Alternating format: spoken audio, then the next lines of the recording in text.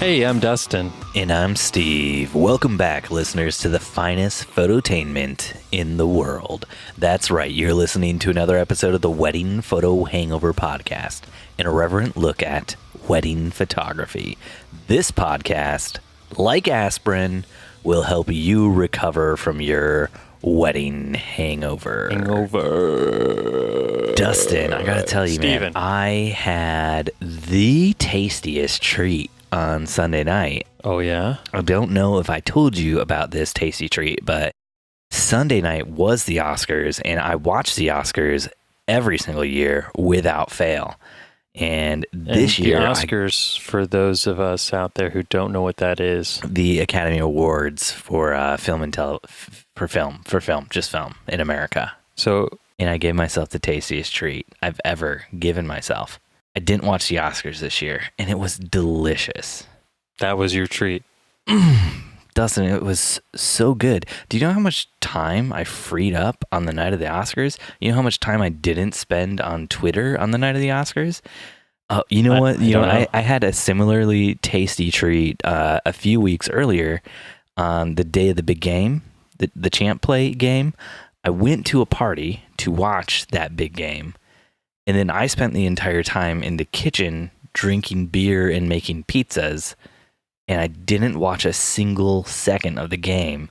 I just hung out with people and talked and got a little bit lubed with that alcohol. You know what I'm talking about. You know what I'm talking about. I don't know what you're talking about. I'm not really sure what you're talking about. Dustin. Steven. Let's move into follow-up.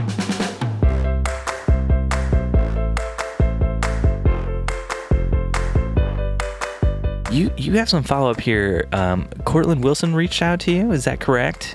About your purple mattress? Do you want to share something with everyone? Yeah, Mr. Cortland reached out to me and asked me what I was thinking about my purple mattress, being that he was in the market for perhaps a new mattress.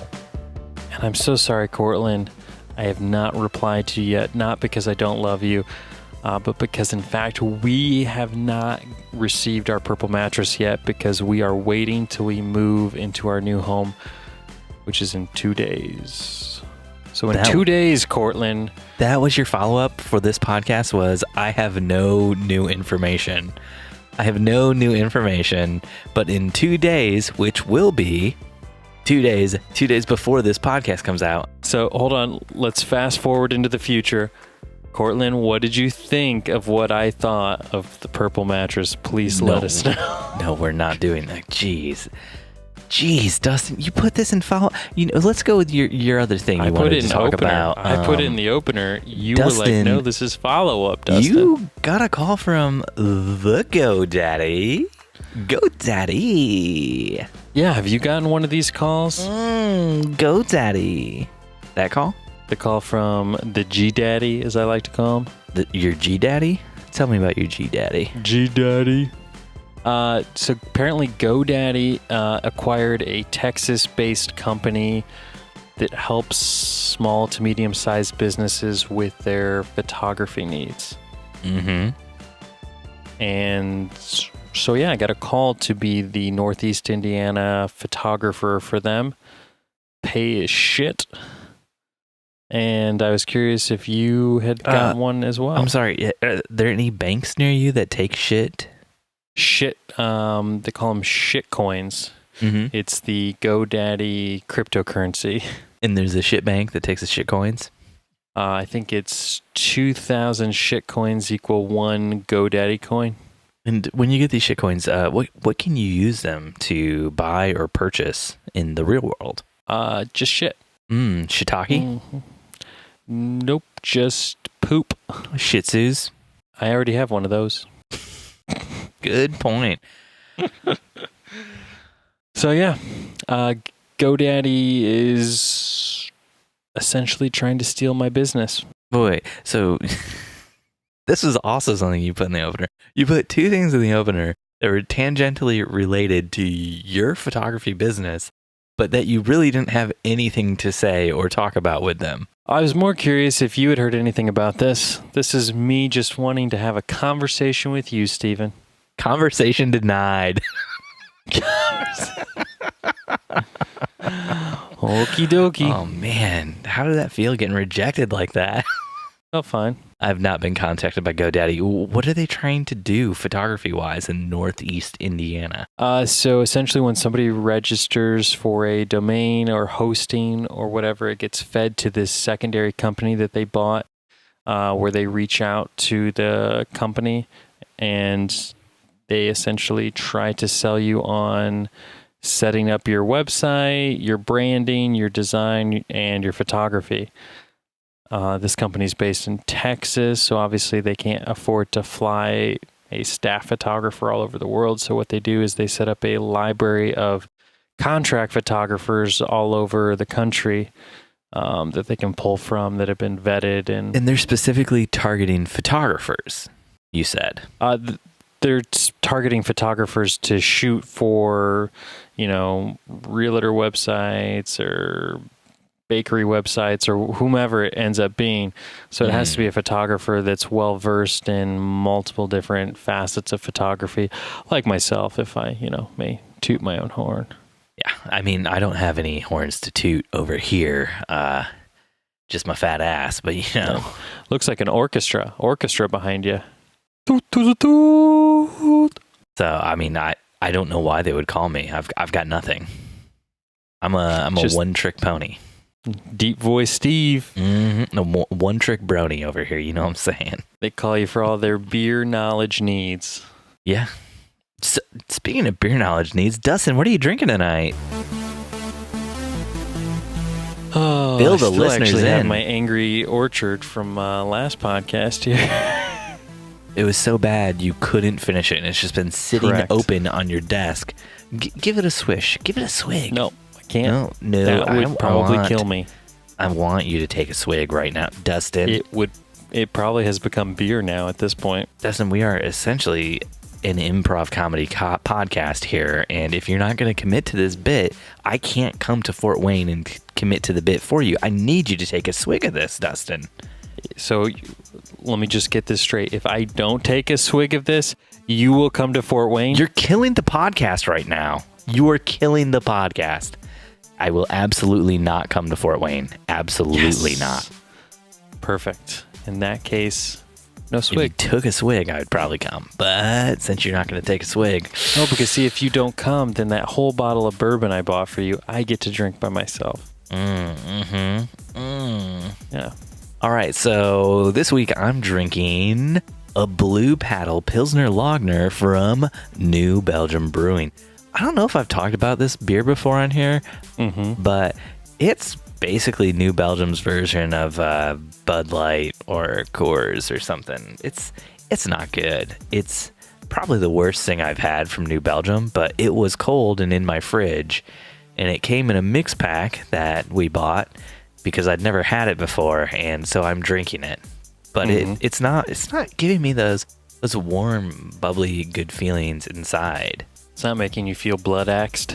No, man. Oh gosh. So few things that penetrate me like a blood axe. So few. Good daddy. Let's move on. Dustin, you want to move into topics? Yeah, why don't we talk about Zane's crazy Facebook photog message about your Facebook advertisement you've been running for your business, Steven? Oh, yeah, about my Facebook advertisement. You're right. Listener, longtime friend. Maybe the longest listener? Too much? You know, when I story time, when I started this podcast, we put out our very first episode, and we had a lot of people who tuned in for that first one who never came back. Probably too many. One of the people who tuned in that did come back, though, was Zane Naylor. So he's been with us from the very, very beginning. Naylor the Sailor.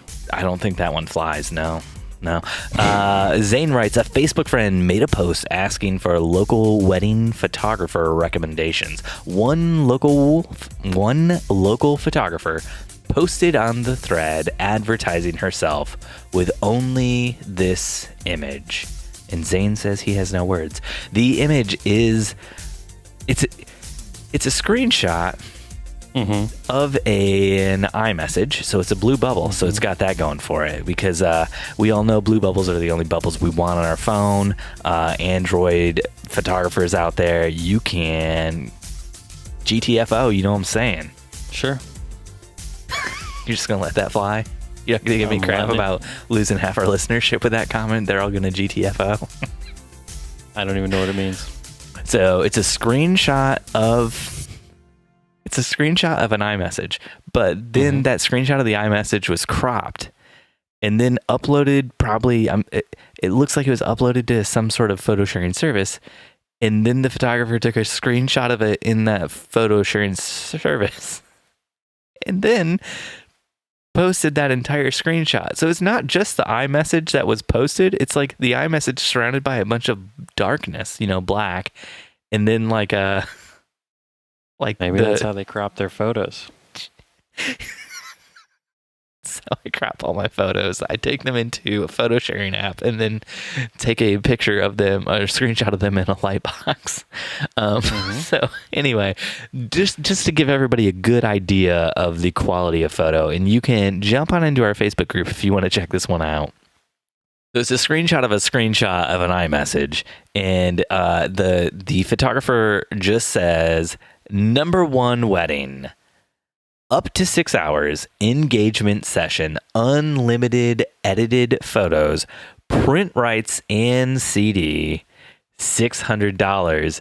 And then, but wait, there's more. And then, if you act now, they took the photo into some app where they could draw on it, and they crossed out the 600 and wrote 500. But it's like written best by finger hand. penmanship.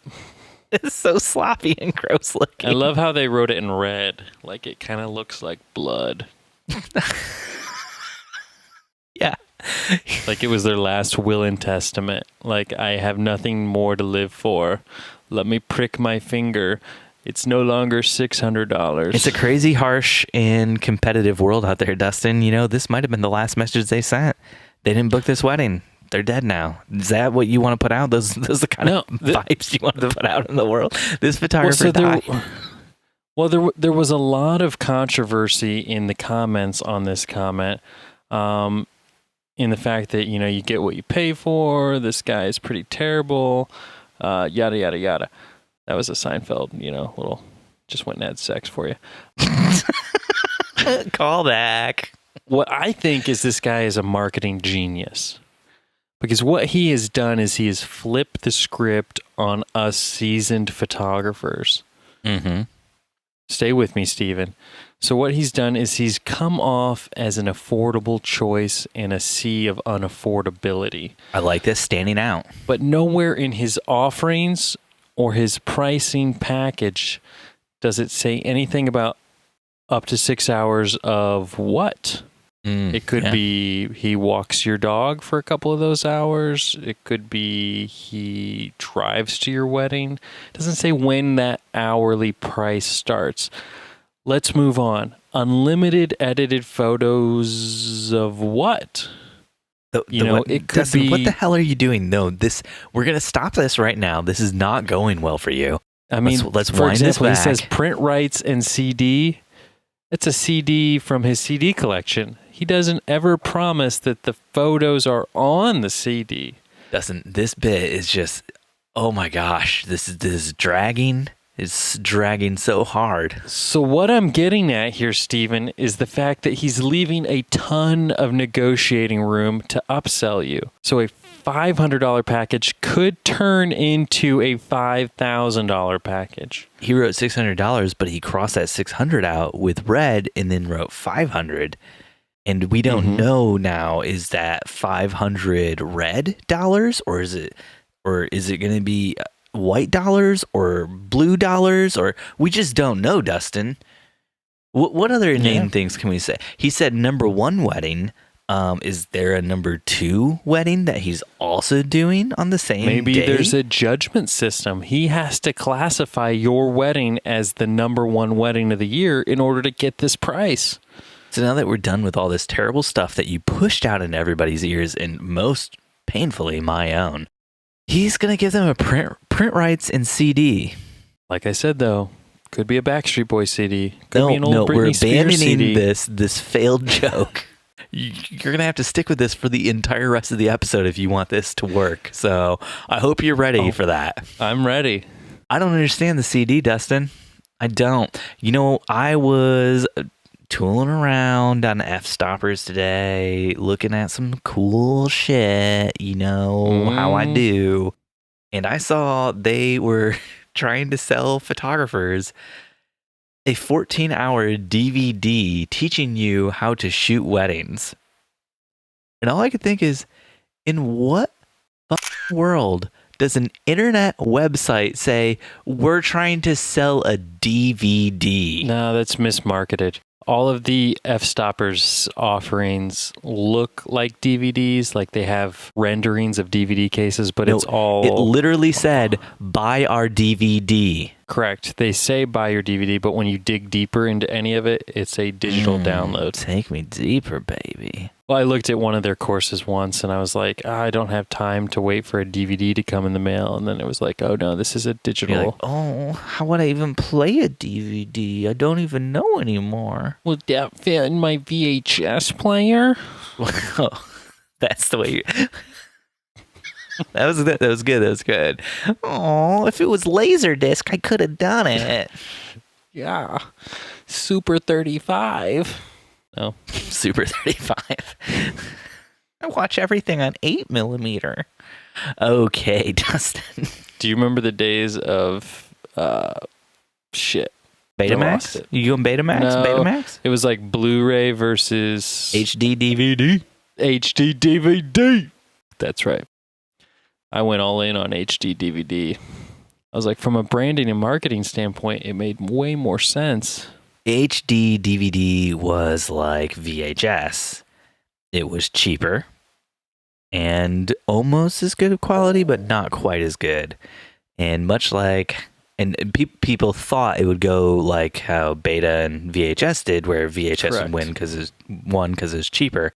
But it didn't, and instead Blu-ray won because apparently there's a shift in the way the world thought, and we wanted that extra quality. No, it had nothing to do with the extra quality. It had the fact that Sony owned most of the publishing rights to most of the movies, and Sony was the number one manufacturer of DVDs.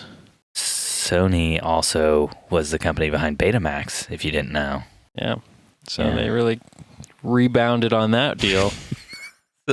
They learned from their failures. Well, I've always felt bad because my mother-in-law doubled down on HD DVD.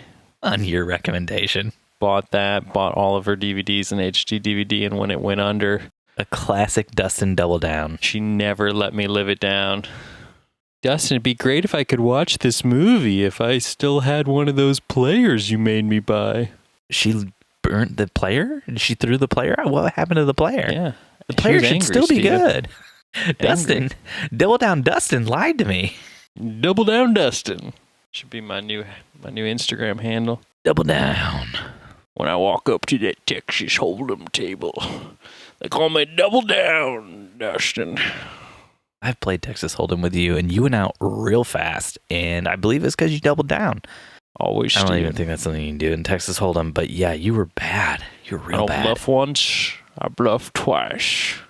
Because I'm a double down son of a bitch. Yeah, you are. You said Anyways, that. Is there anything else you want to say about Mr. Zane Naylor's screenshot of your most recent wedding package? Zane, I can't believe you'd out me like that. I'm just trying to make a living over here. I can't believe I'm now fessing up to this on this podcast. It's so crazy. Now everybody knows I'm a $600, $500 boy, Yeah. Might want to think about hiring a graphic designer to at least lay it out into a prettier format. I think Apple's designers who made iMessage did a fairly good job, and I want to stick with that as best I can. Yeah. Sounds good. Why didn't the person just send a new iMessage and then screenshot the new iMessage with... There's so much about this that is just so wrong. Like, just take 5 seconds. Just type in the stuff. Don't send the screenshot. Zane did say that the person who sent it was in a buy-sell trade group for the city he grew up in. So which is a small podunk city where I went to college called Muncie, Indiana. That's right. Muncie, Indiana. Armpit of Indiana. Better than the crotch of Indiana, which is Fort Wayne. Gary? So. Gary, Indiana? Gary, Indiana is a great place. Gary, Indiana. Gary, Indiana. Gary, Indiana. Yeah. Not Louisiana. Oh, yeah. I don't remember the rest of that song. It's the Music Man. Gary, Indiana, not Louisiana, Paris, France, New York, or Rome. Hey, Dustin, let's talk about Kodak. Hold on. I want to, before we go to Kodak, can we talk a little bit? I'm looking for this feed of, was it in our group? Someone said this. Anyways, it was something about people, someone asked for affordable photography options similar to this one, but somebody said, here's the trick. You wait till like 60 days before your wedding, and then you say, hey, my photographer bailed on me, and then you'll get massive discounted photographers emailing you. Yeah, that was also, somebody posted that in our group. That is correct. Do you remember who? Because I thought that was really fascinating.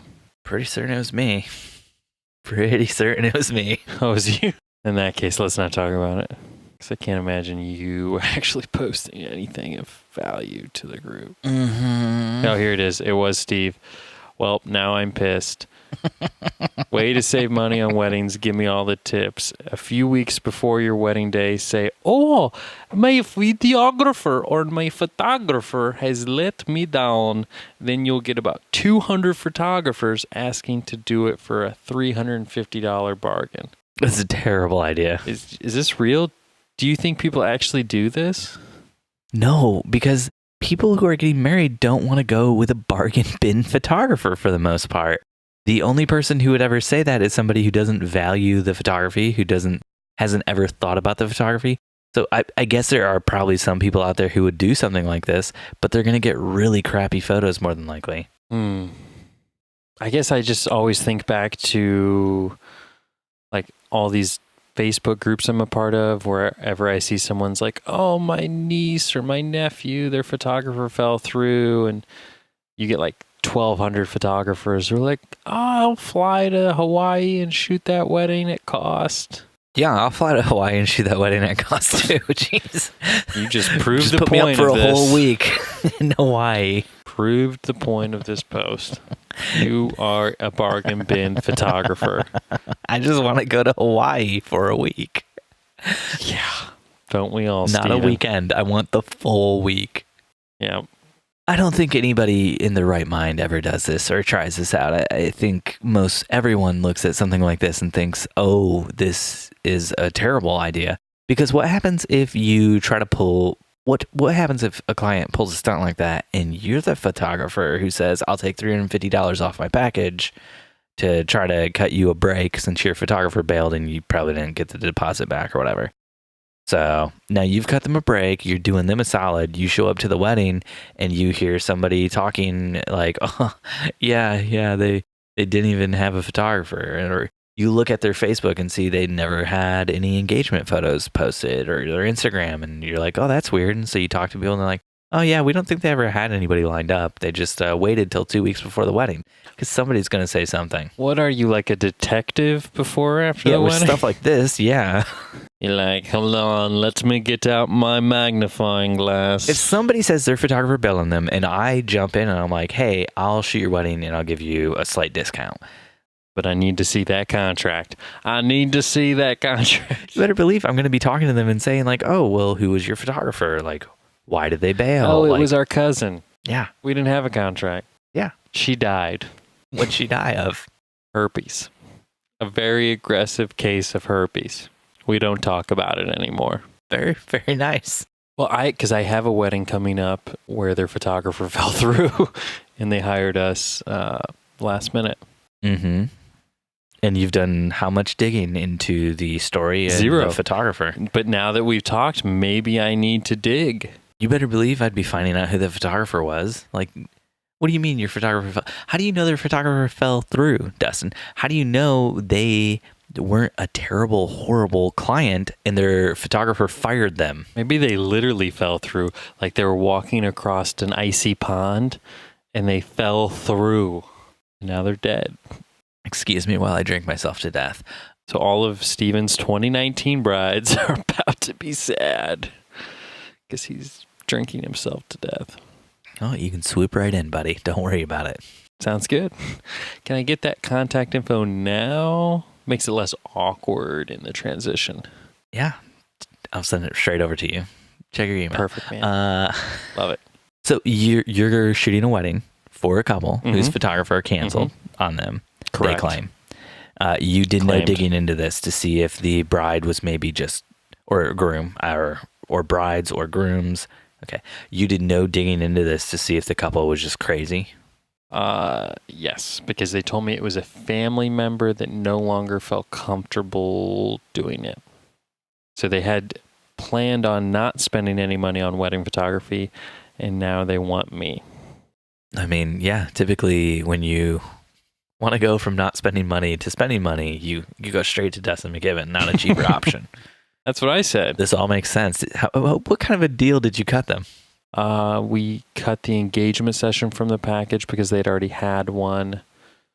And I think we took the album out of the package because she's a photographer. The bride-to-be, that is. The bride-to-be is a photographer. And was going to have a family member shoot the wedding. Mm-hmm. I know, there's all kinds of red flags. I don't know why you took this. This sounds, I mean, money, I guess. Yeah, that's a pretty good reason. Yeah. You got a house to build. Children, mouths to feed, podcast to keep alive. Yeah. This podcast does run on that Dustin juice. All them juices. Doesn't, so uncomfortable. I can't wait until we get to do a follow-up on this wedding in the future. Okay. I feel like it's coming. And, Oh, it's coming. I feel like I can't wait to hear more about this. Let's move on to our next topic. What else? Oh, man. You want to talk about Uber? Yeah. For photographers. Let's talk about Kodak. Kodikit? So Kodak is launching a new service they call launching. I think it launched a while ago, but they call it the Uber for photography, and it's that's like the tagline they're using when they pitch it to people. I'm assuming, not the actual name. The actual name is Kodak. Same tagline every company uses. Yeah, everyone wants to be the Uber this, the Uber that. Grubhub, the Uber of food delivery. Yeah. Lyft, the Uber for people who want to get where they're going. Mm-hmm.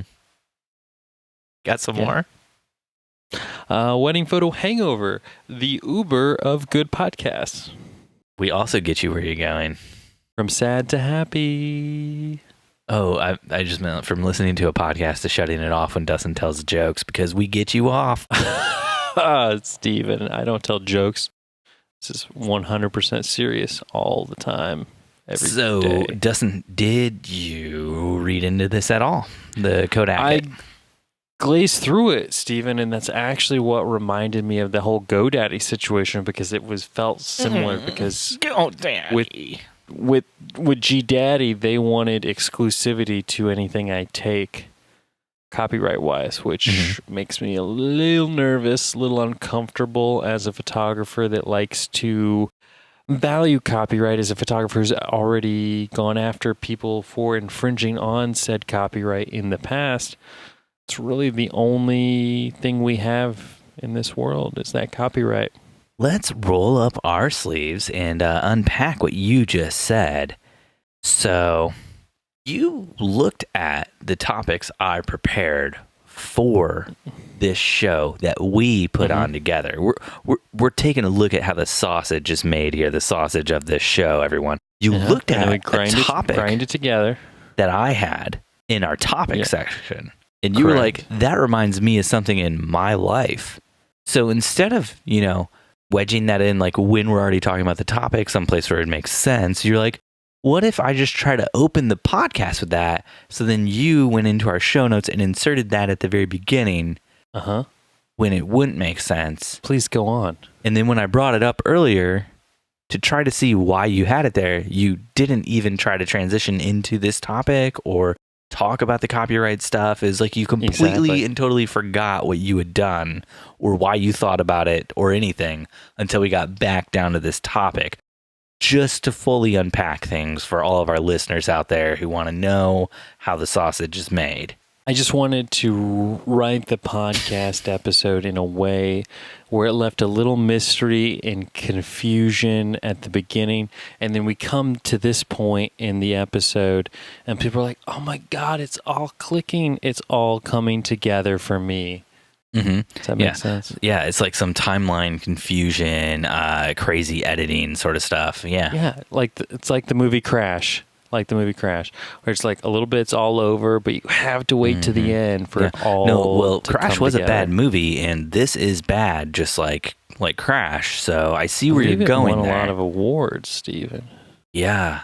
So Awards that typically you watch, as you just admitted at the beginning of this podcast. who has ever watched Crash since that movie first came out?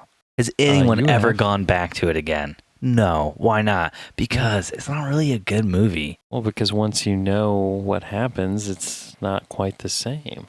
I know what happens in Inception, but I would gladly watch that movie again. I know what happens in You have Memento, a but I man would crush gladly on Leo. watch that movie again.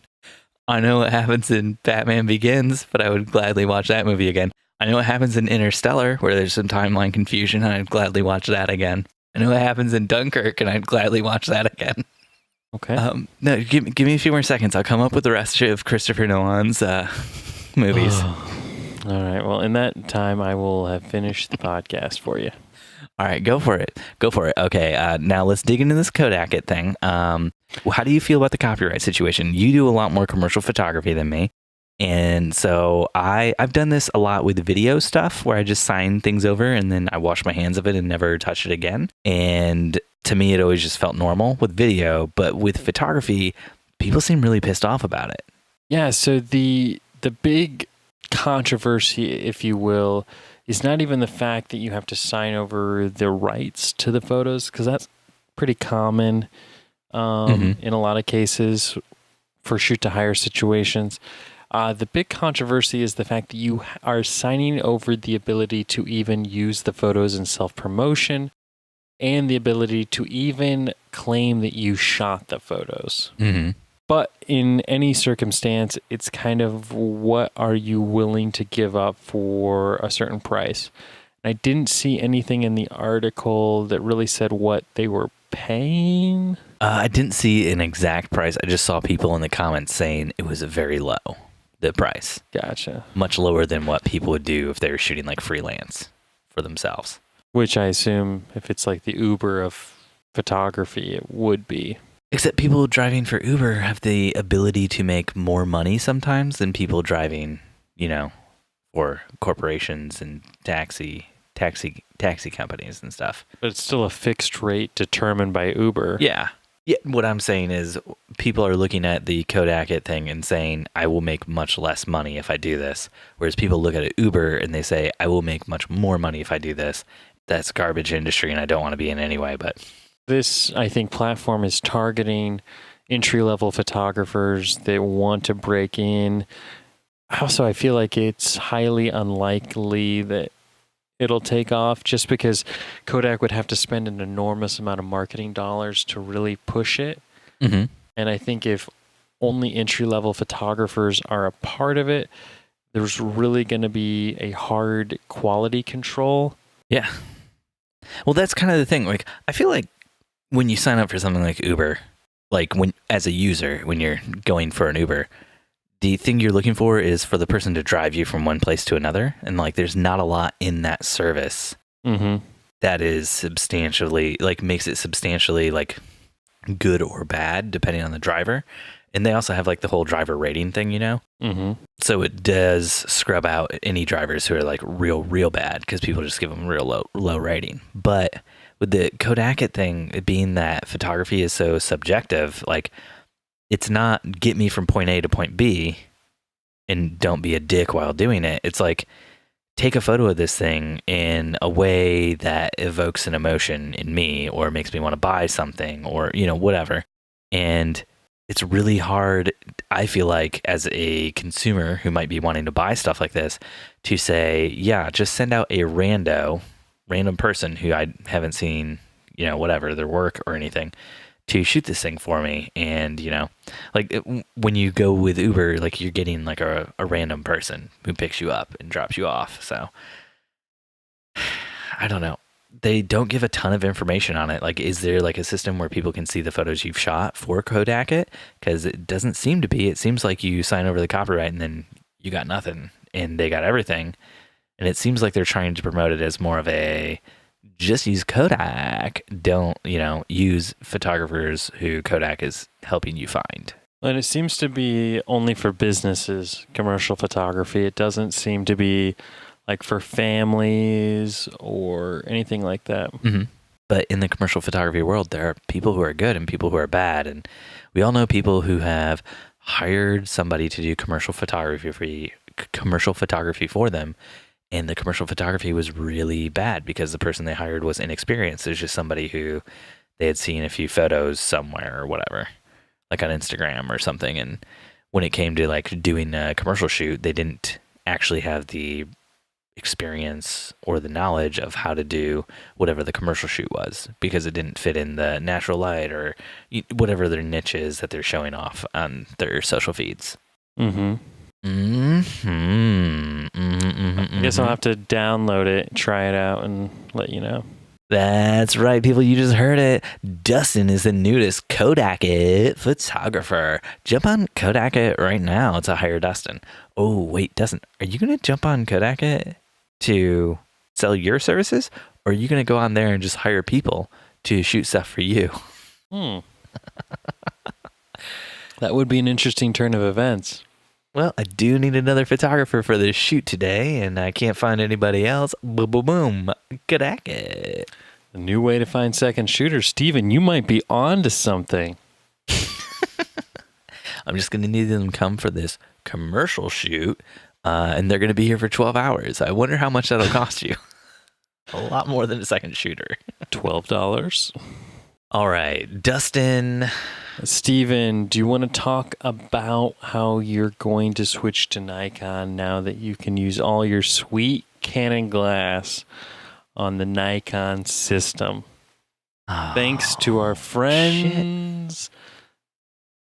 No? How you don't want to talk about it? did this gear talk make its way into my show notes, Dustin? What is this magic? gear talk agenda you have? All I want to do is talk about the branding for this called the Canikon. I think it fits in pretty well with Kodak It. Exactly. Well, especially because the company who made it is called Kipon. Mm-hmm. Or is it Kipon? Kipon? I don't know. Girl, you gonna let a Kipon slide on? Kipon announces the Canikon lens adapter. Bum, bum, bum, bum. Okay, so a company called Kipon announced a Canikon. Ooh, I like how you said that. I like Canikon. Can I con? Can I, Daddy? Or can you con? Can I go, Daddy? Go, Okay. Daddy. Can I Kodak it? A lot of weird word stuff today in this podcast. I should fire whoever made these show notes for us. Why are we pronouncing these things? So it is what the Canikon thing is it's a lens adapter for Nikon cameras that allows them The first of its kind. to use Canon glass with working autofocus. First of its kind, working autofocus. So giving you the best glass with the best cameras. Wow. They're not Canon bodies with the Canon glass. Right, that's why this is such an amazing thing, because you have the best cameras, best lenses. So Canon lenses, Canon bodies. Why would we need the adapter for that? For the better bodies of Nikon. So Canon makes the best camera bodies, Canon strong. Canon makes the best lenses, Canon strong. Canon strong, Dustin. I don't know why you'd want any Nikon. I have the best body. Right here. Yeah, that is true. I feel like, are you trying to tell me that this is more of a you got my chocolate and my peanut butter? No, you got my peanut butter and your chocolate situation? Like best of both worlds here? Is this the Reese's peanut butter cup of the camera industry now? Is that what you're saying?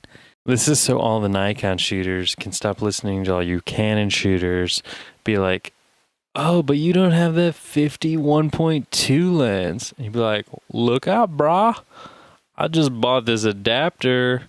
Your lens now works on my camera. You know what I mean? Got me? Pick me up? Put me down? Mm-hmm. Neither here nor there, but it's here. I don't know who this is for because I don't know anybody who shoots Nikon anymore.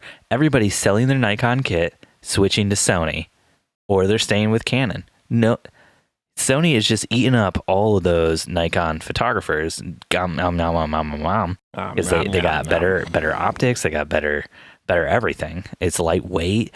It's just a good camera. And Canon shooters are staying with Canon because it's the best in the world for realsies. I don't see who wants to put Canon glass on a Nikon with why would you want subpar camera bodies when you could have like a real par? Why didn't they make a Canoni, you know? Ooh, everybody likes a good Canoni. Yeah, I would love a Canoni, like, you know, get my Canon glass on a Sony and use that autofocus. That'd be great. Mm-hmm. I don't know why the world needs a Canikon. Besides, it's a cool name and I like saying it, Canikon. Canikon. So you're gonna buy one? No, I'm not. Dustin, are you gonna buy one? Do you want to? You've been jealous about my Canon glass for a long time. Are you gonna buy one of these? No, because I'm probably gonna switch to Sony. So yeah. So you want that Canoni as well? I know. I would love a Canoni. I'm pretty sure Metabones already makes one. A Canoni? That'd be nice. Yeah, would be nice to have Washington on your side. I'm sick of this. Let's move into Q&A. Questions, answers. Let's do some Q&A. But Steve, Dr. Mark Quinn, medicine man from our very own Facebook group, asked, at my first wedding of 2019. Dr. Mark Quinn, medicine man. I'm so sorry Dustin did that. Oh, Mark, I've seen your pictures. You're more of a Sully than a Dr. Quinn. Handsome ass man over there, but man, that was good, Dustin. I like that. So Mark asked, had my very first wedding of 2019 in a week or so, and wondered if anyone else like me is planning changes for the year. I'm thinking about moving to Sony, currently Nikon. I'm sorry, what's that? He wants to move to Sony from Question what? is still going, Steven. I am also thinking about going back to how I first started in weddings from a lens perspective. 35 millimeter, 85 millimeter, or maybe 105, mixed up a little. Make things lighter in weight and take advantage of those extra stops, if you know what I mean, during dark ceremonies. What are you all thinking about this year?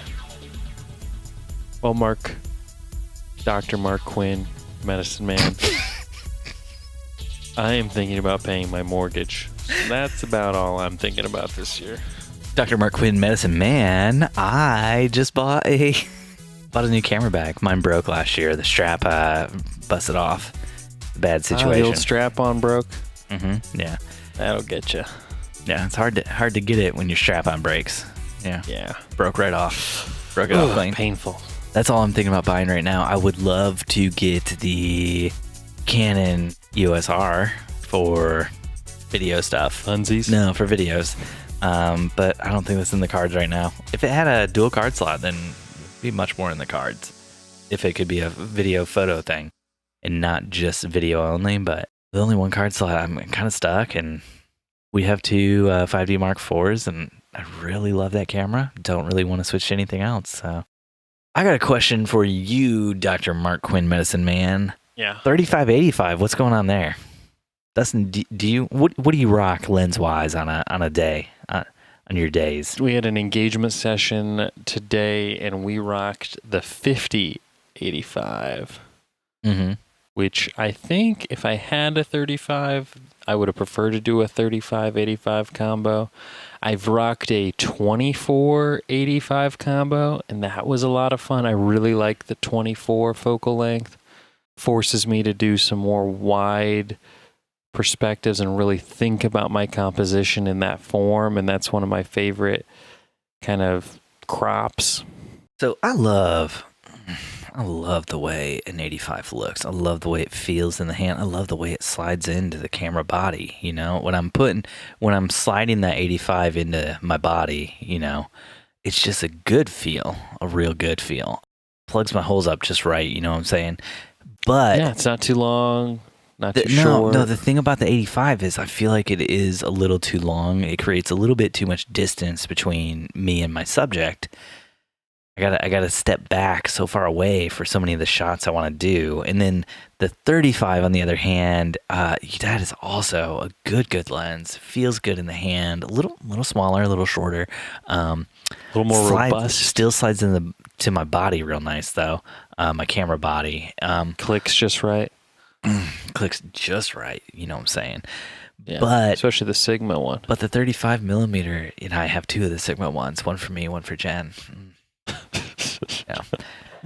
But the 35 just gives a little bit too much distortion, I feel like, on a lot of the shots I'm doing. And while I like that distortion sometimes, I don't like it all the time. Like, some of the shots, like the 35 being a wider lens, it just can make the subject look, like they got some real long legs or a fat abdomen, depending on how I shoot it, you know? Who don't like long legs, Steve? Yeah. No, I mean, I love long legs. Who doesn't walk into the room and say, "Hey, yo, Stevie boy, give me them long legs"? Yeah, well, I mean, You know what I mean? when people say that, they are talking to me because I am mostly legs in my body. I'm kind of like an insect, like the grasshopper from James and the Giant Peach. I have long, skinny legs and then like a fat abdomen on top of it. And sometimes I do wear a monocle, and I am quite pretentious. So just got to work on my violin playing, and then I'd really be there. You know what I'm saying? But yeah, so I don't. I'm not a big fan of 35-85 as like these are my only two lenses. I'm more of a 50 millimeter kind of guy. I feel like that's a real nice little snub nose 50 millimeter. You know, that's a good feel, good look, clicks in just right, not too big, not too little. Boring for me. It gets the job done. It's a job getter doner, and that 50 millimeter f1.2 from Canon's real nice. It looks real good. Real good bokeh on that one, or smoothie, buttery like sort of stuff. I'm a big fan of that. I also have that 85. So that's where that 85 f1.2 just from gives Canon. me a little bit more compression. Yeah, I got that 85 f1.2 from Canon, but like I said, gotta step back away from my subject a little too far. Creates a little bit too much distance. It's almost too big for what I'm working with most of the time. So You just got to work out a little bit more, man. Won't feel so bad in the hand. You know what I mean? it's heavy. Yeah, it's hard to lift. Not really. Nikon's lighter, cheaper, not as good. Anyway, I'm glad you said Nikon's not as good, so I didn't have to say it. Dr. Mark Quinn, Medicine Man. I feel like we knocked that one out of the park. Get rid of your 35 inch, your 85, and get a 50 and a 105. You know what I'm saying? Dustin agrees with me, and Dustin would back get to a 24 medical as well. Yeah. On the frontier, you don't need medical school. You just go out there and you say, "I'm a doctor," and people believe you, and then you give them whatever you have in your knapsack and say it's medicine. since my wife is a quote unquote doctor, and I live with her, as some of you might know, I have always thought about doing that because I essentially went through medical school with her. You did not. And I no, picked up, no, I picked no. up. If any real doctors so much listen to what you're knowledge. saying right now, that's going to be a 1-star review for this podcast. I want to come out on the side of all doctors everywhere and say Dustin is talking straight out of his ass right now. Oh my gosh, Dustin. So the trick I use when talking to other doctors and trying to sound like a doctor is you just make things up that sound like candy bars. The trick Dr. Love uses, and yes, that is the name of a kid in Florida who was like 15 or 16 and said he was a OBGYN doctor and set up his own practice. Yes, this is a real story. And then got busted doing it and eventually got thrown in jail because he kept doing it after he was 18 and got in real big trouble. He had like a people thought he had a legitimate business. Like, really? Yeah. This is actually a terrible thing that a kid did and then kept doing as he grew older because it was easier than, going to school and becoming an actual doctor. Wow. It's fascinating. It's like Catch Me If You Can. Yes. Like reading the story about Dr. Love. How has this not been made into a movie or a TV series? I think it's been optioned, the story. I don't think it's been made into a movie. I learned about it listening to Script Notes where they were talking about how they would make it into a movie. Script Notes is a podcast about screenwriting by John August and Craig Mazin. I think I've talked about that here before. Yeah, and it's a wild story, and I think Dr. Love got thrown in jail, then he got back out, and then he started like a new practice where he stopped claiming to be a medical doctor and started claiming to be like a homeopathic doctor or something. Sounds like a perfect project for Shia LaBeouf. Because he still looks young enough to play an underage. Mm-hmm. So, Dr. Love, tell me, what do you do when you're hobnobbing and palling around with the other doctors? Oh, so I just make up things. I'm like, I had a patient with a cactus thing in his shoulder, and we were able to work that out. Yeah. Yes, you take candy bars and you add us or other endings to the names, like, that Snickerus in their ankle.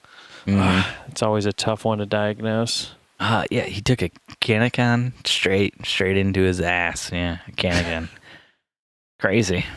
Or you can use camera gear. That works too. Man, I found a guy with a cannoni just jammed right up into his left nostril. I don't know what was going on there. But we got it out. Mm-hmm. Everyone likes a success story too. Yeah. Dustin, what lenses would you say to Dr. Mark Quinn, Medicine Man? What lenses would I say about what? He's thinking 35, 85, or maybe 105. What does the great master of photography, Dustin McKibben, have to say to that? I shoot with the 85 99% of the time for all things portrait related. Mm-hmm. That's my go-to. That's my favorite. I found that it's pretty much my sharpest lens. However, whenever my second shooter shoots with that 70 to 200, I always get a little envious of that delicious creamy bokeh that the compression kind of gives you. But the real big bokeh, it's big. In order for me to interact with my clients in the way that I do, I need to be a little closer to them so they can hear me when I say all of my ridiculous things. No, you just put the 70 to 200 on and go to 70 instead of 200. You're all good. Yeah, it doesn't work versatile quite like that. It's very versatile. Yeah, sorry. So the 85 is the closest I can get to the level of bokeh compression without being too far from them. Gives a very flattering look on the body. Mm-hmm. Most of my photos are somewhere between waist to head, and then full body cropped foot to head with that lens. And then I carry a 24 to 70, typically somewhere in the 24 to 35 range that I'm shooting more wide compositionally shots. But I would like to get a prime in the 24 to 35 range to force myself to use it more. I just say the 35 looks real good. I like that a lot. I just don't, I don't find a lot of reasons to use it on a wedding day other than like dancing shots and when I'm doing wide shots at the ceremony and like establishing shots of the church and stuff like that. So you just name like shooting 4 reasons to use it. Yeah. But like when I'm doing portraits, like I never use it. So I think I would use it for group shots for like the bridal party and like just bridesmaids. Oh yeah. Yeah. That's another reason. Damn, there's so many good reasons to use it. I would use it for that. I would, like you said, use it for dancing shots at the reception.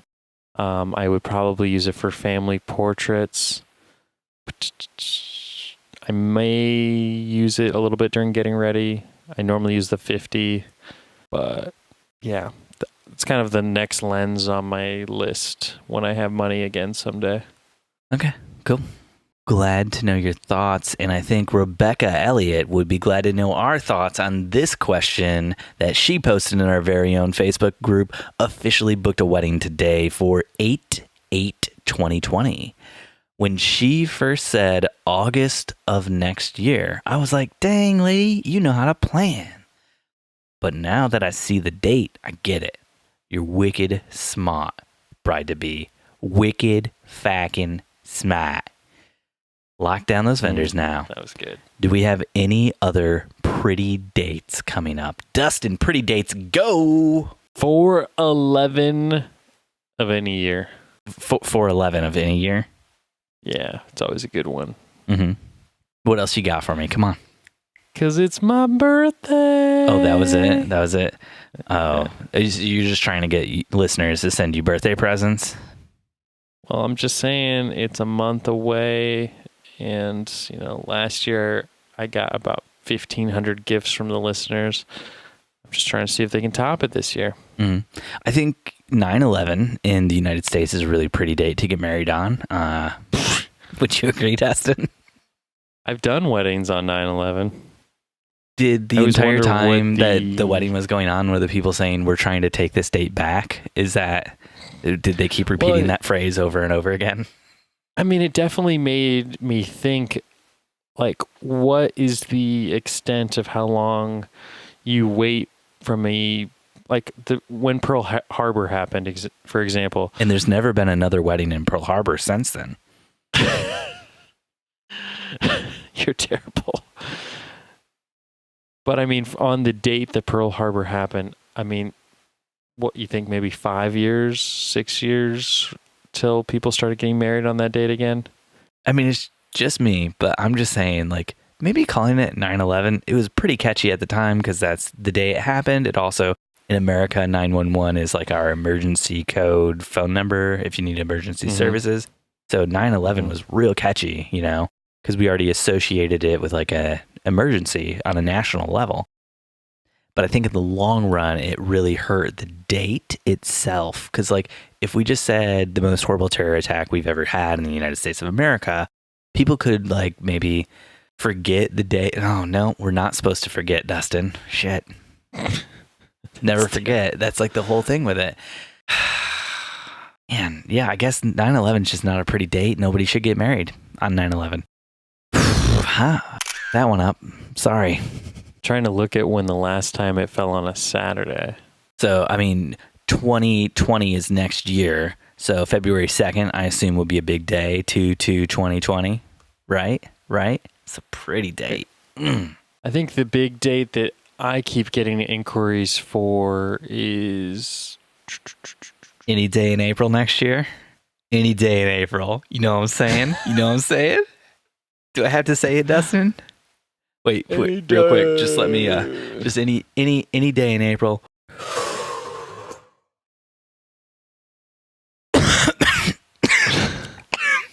Any day in April. You know what I'm saying? Know what you're saying, Steven. Oh, June 6th. That's a popular one. I mean, you could say I have, just let me look at my email real quick here. Ooh, I have 420 inquiries for any day in April next year. Any day. June 6th is a very popular date outside of Indiana. June 6th? 6/6? Yeah. There's another date I've actually been getting a lot of inquiries about that's in the future as well, Dustin. I just wanted to run this one by you to see if you've been getting inquiries, and I assume run it by me, Steven. I assume this one it would be very different outside of the U.S. where they do the numbering different. But I've been getting a lot of requests for people looking to get married on June 9 in 2069. Really planning for the future. Yeah. Yeah. Yeah. I'm wondering, do you think in the UK they're getting a lot of requests for September 6th, 2069? Like I'm getting requests for June 9 here in the States. I don't know. Why don't you explain the joke to us, Steven? It's 6969, Dustin. The greatest day ever. Steven, why don't you explain to us why that's the greatest day ever? When two people love each other very, very much. They get engaged. They can't have penetrative sex in the lower regions of their body. And why is that? Was there a car accident? A medical mistake? Maybe a surgery gone wrong? Maybe it's religious. We don't know. Religious. All we know is vaginal and anal's off the table. People choose to go oral. And what's better than oral? Double oral. And that's what the 69 is, Dustin. It's double oral sex. So both people are both, both people involved in the act are, giving and receiving pleasure at the same time. Much like when people get married and they are giving pleasure and happiness to their spouse and receiving pleasure and happiness from their spouse by the act of marriage, which is why I've been getting so many requests for June 9, 2069. For oral? Oh, yeah. For weddings. Yeah. I've been getting a lot of requests for oral too, yeah. But that's a different subject, and it probably comes from the episode way back when I said, Steve, send me dick pics, Van Elk was my brand. And I think people took maybe that literally and started to, think I was like real into penises and seeing them and doing other things with them, Mm-hmm. As one would. Yeah. I mean, I am real into penises. Sure. Yeah. I think we all knew that. Yeah. Because you shoot Canon.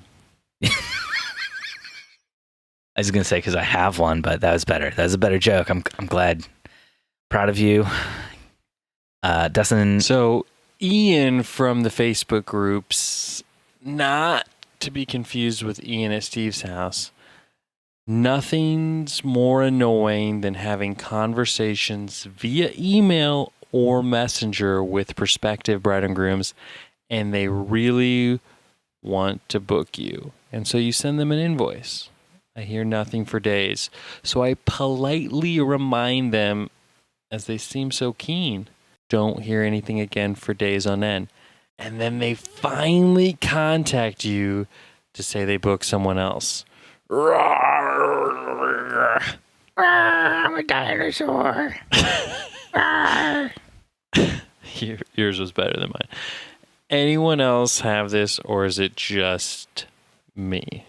That was Ian outside of Steve's house. I believe his Instagram handle is Ian outside of Steve's house. Ian, not from Steve's house. Yeah, it's IAIN, just like my Ian. Mm-hmm. Maybe this is your future Ian.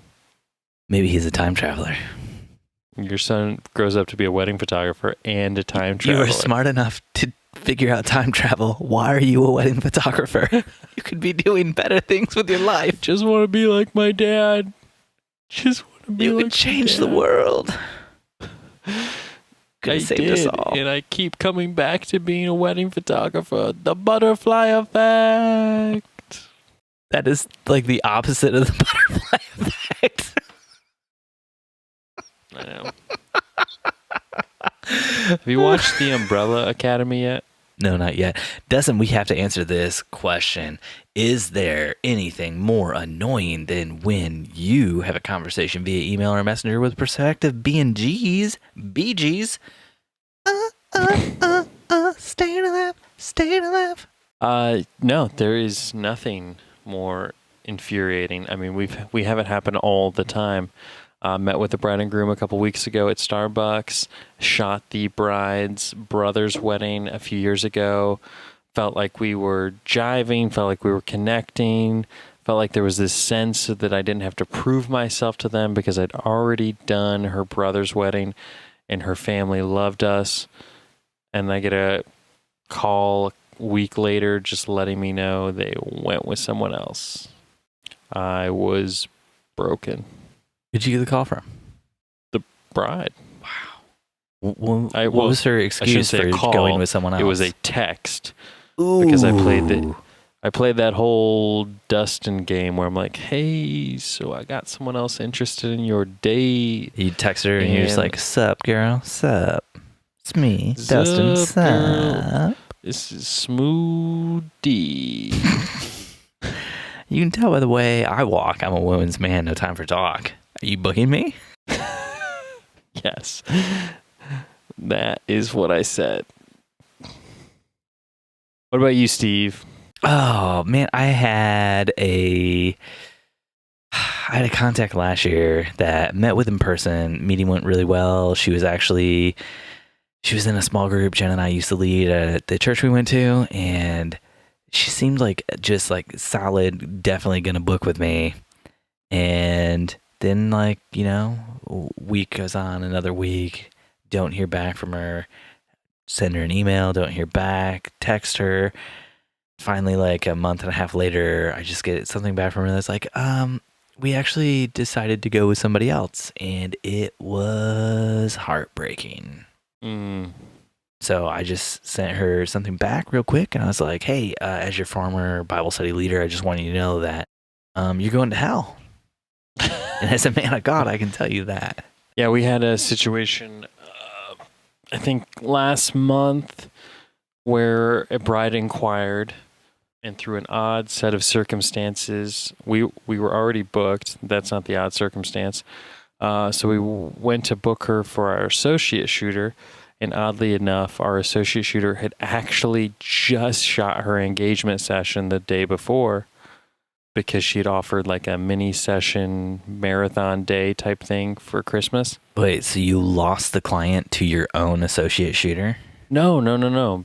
So when I talked to her and I was telling her about our associate, and she was telling me, well, we already had an engagement session, and I was like, oh, who shot it? And she was like, Michelle. And I was like, oh my gosh, Michelle is our associate shooter. And she's like, oh, really? I'll just book through her then. Well, she doesn't book weddings directly through herself. She only can shoot weddings for us. Is that in her contract that she signed with you? Yeah. You said yeah, like no. Just, was it a gentleman's agreement or was it in the contract? A gentle person's agreement? Both. Gently contractable agreement. She contracted this disease. But so anyways, I was like, this is a done deal. She's already had the engagement session, loves the engagement photos. How could this not work out? And then she messages me like 3 weeks later, letting me know they went with someone else. I was like, what? Because when we spoke on the phone, it sounded like this was a locked thing, like in the bag. Yeah. Told Michelle, put it on your calendar, good to go. I feel like we have talked a lot about personal stories of despair, outrage, and just generally, missing out on these golden opportunities that were presented to us. What advice do we have, though, for people out there? Because we have not given a lot of advice this time. What advice do we have for how you go about, locking that thing down and, not getting, strung out for days on end, pulling your hair out, wondering if your client's actually going to sign the contract and book with you? Like, what do we do? How are you going to sign that client? You have to find out who they booked, and then you have to make an unfortunate event happen. You're going to lemony snicket them? A little Sopranos action, if you know what I mean. So it's not a series of unfortunate events. Yeah. Can't help it when pianos slide. Okay, that's good. I'm glad you went back to Sopranos, because I think we already established on this podcast that a lemony snicket was something else. Yeah, so Sopranos, gangster mafia stuff here. Will we godfather them? Could we make them an offer they couldn't refuse? Love that photographer. You love that photographer so much. I think you should book with me instead. They wake up in bed, and what do they find in the bed with them? You? that photographer's head, Dustin. Come on. No, That got real dark. That's a bad idea, everyone. Yeah. Don't kill Yeah, another that's photographer and then put their head in a client's bed. If I have to say that to you, then you are our target demographic. No, what I encourage people to do is to create a mafia-like mentality with other wedding vendors, to the point where a florist or a DJ, when the bride reaches out and they're like, "Who's your photographer?" and they're like, "Oh, it's Steven Van Elk." They're like, "Ooh, yeah, unfortunately, we only exclusively work with Dustin." And you then don't the want to bride hire goes, Dustin McKibben? "Damn." It'd be a shame if something were to happen to your wedding if you didn't hire Dustin McKibben. Or it's like, "Oh, you didn't hire Dustin and Corinne? Oh, man, I guess, geez, look at that. Rose prices just went up. Weird. Oh, man. Oh, the cost of salmon just doubled." Now, to make this work, though, on the flip side, you, Dustin McKibben, are now talking to a bride you booked. They don't book that florist that you want to work with. What do? Nothing. This doesn't go both ways. How do you keep the florist under your thumb so that they push the business to you, Dustin? Let's work through this. Let's set up our whole mafia enterprise here. Come on. I'm not keeping the florist under my thumb. I'm keeping the florist distributor of flowers under my thumb. Ooh, even bigger. I like where this is going. Yeah. And by keeping their distributor under your thumb, you keep them under your thumb. Got it. Yeah. Okay. Yeah. You have to think big picture. So I'm not after the caterer. I'm after who the caterer gets their food from. Let's take it all the way to the top. Who can we buy in the government? How much money do we need so that we can just raise taxes on the vendors we don't like here in Indiana? There you go. Mm-hmm. I mean, Mike Pence is like, what, your third cousin? I wasn't born in Indiana. Don't you put that on me. Don't you put that on. I was born in Michigan. It's Kind of all the same. I'm a good little Dutch boy. Exactly why you're related to it. Yeah. You know who put their finger in the dike? That was my great-great-grandfather. Oh. He saved all of Holland. We're talking about a device that used to hold water back. Mm-hmm. Right. Okay. Making sure we know the term of what. Do you not know the story of the Dutch boy? He saved makes good paint. The whole city. Makes really good paint. Thanks for joining us for another episode of the Wedding Photo Hangover podcast with Dustin and Steve. If you want to help us out, jump on iTunes or Stitcher and leave us a 5-star review. If you want to connect, you can find us on Facebook and Instagram at Wedding Photo Hangover or on Twitter at WedPicHangover. Dustin is on Instagram at Dustin_McKibben. And Steven is at Steven Van Elk. If you want to get involved with the awesome community of listeners, join the Wedding Hangover Facebook group. But if you really want to warm our hearts, you know what I'm talking about. If you don't want the prices on your photography prints to go up substantially, I would say you should head on over to anchor.fm/weddingphotohangover. And you can sign up to support us for just as little as 99 cents a month. Right, Dustin? Or more. We got everyone under. We got Zeno we got Queensberry under our thumb. We got Kiss under our thumb. Who else do we have working for us? The most recent one that we've got under our thumb is a bit masculine, but Fineo Albums. I don't know if you guys have been on their Instagram and Facebook lately, but they just shared a photo of their new Barnwood collection. And just as a homage to us, they can't even say this with a straight face. Did a phallic lay flat. They, as an homage to Steve sent me dick pics Van Elk, they did a phallic lay flat. So I just want to take a second to thank the kind folks over at Fineo Albums for continuing to support our podcast. Who put that in our Facebook group? Stephanie Sanju. Thank you so much, Stephanie, for sharing that good photo with us. And if you want to see it, jump into our Facebook group, which we already told you about. It's lit or something. It's cool. It's a cool place. Or something. It's gnarly and radical and totally tubular. So jump on over there. we don't have any pull over the album, people. We wouldn't raise the prices on you guys. We just, or do we? If you guys support us for as little as 99 cents a month, we can afford to buy better joke writers for this podcast, so we stop making terrible tire jokes. We can afford to get new mics and stuff like that. So it's super helpful to us and to making this podcast super awesome. Thanks for listening, and we'll see you next time your head is pounding, your limbs feel like dead weight, and your entire being aches for the sweet embrace of death. That's right, next Sunday after you shoot another wedding. For more than $500. Dustin, I have not seen The Umbrella Academy yet, but I want to, but I haven't had time. I'm still working my way through Doctor Who Season 10. It's real good. I binged it this week while I was editing, and... So you listened to it, you didn't watch it. That's what podcasts are for. I can multitask. I have 3 eyes. There was it's based on a comic book written by the lead singer of My Chemical Romance. I can tell. Did it feel like it was him? Did it have that same? What did My Chemical Romance sing? They sang really songs. Into they made music. Time travel related movies and TV. Just because the idea of time travel and the science behind it really fascinates me. I guess more so the causality of physics and science. But there's a lot of that sort of in it, in a really cheesy superhero type vibe. Cool. I look forward to watching all those good actors pull out their umbrellas and fight the rain. It's a tough job, but somebody's got to do it. Yeah, I mean, it did leave me wanting a season 2 because there's a bit of a cliffhanger. Season 2 is called Rain Fighters. They lean into the rain fighting aspects of the original first season, is what I heard. Yeah.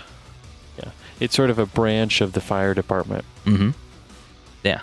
They're fighting the other side of things. When it gets too wet in your house. When you get too wet.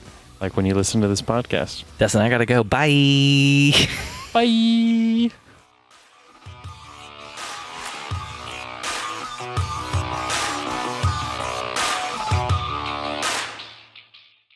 Pineo Albums.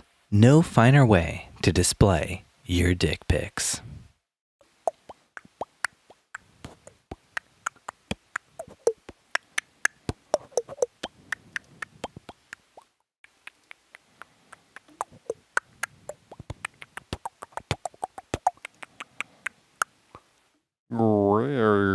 Gravy.